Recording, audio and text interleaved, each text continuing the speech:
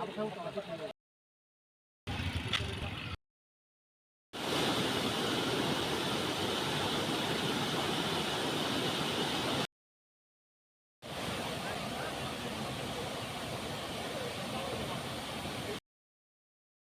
পরিদর্শন করলেন, কি অবস্থা দেখলেন আপনার এলাকার? আজকে এলাকাতে পরিদর্শনে আইছি যে এই গত কয়েকদিনে প্রচুর পরিমাণে বৃষ্টিপাত হয়েছে এলিগে এলাকার বিভিন্ন ক্ষেত নষ্ট হইতেছে।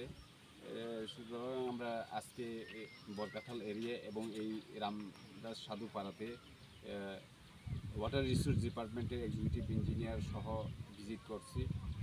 দেখলাম প্রচুর ক্ষেত নষ্ট হয়ে গেছে।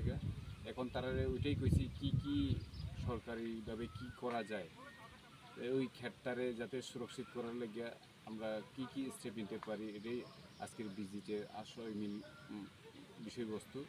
এবং তার যে ইন্টারিম রিলিফ, যাতে ওই যে ক্ষেতগুলি নষ্ট হইতেছে জলের লেগে, এটাকে কীভাবে তাড়াতাড়ি বন্ধ করা যায় ওইটার ব্যবস্থা করার লেগে কইছি।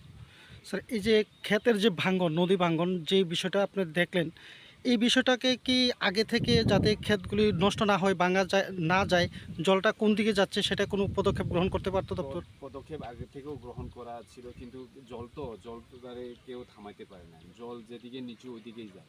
তো এবার বৃষ্টির পরিমাণ এই প্রথম মাসেই প্রচুর বৃষ্টি হয়ে গেছে এদিকে জল ডাইভার্ট হওয়ানে ক্ষেতগুলি ভাঙে যাইতেছে, ওইটাই এখন মূল সমস্যা।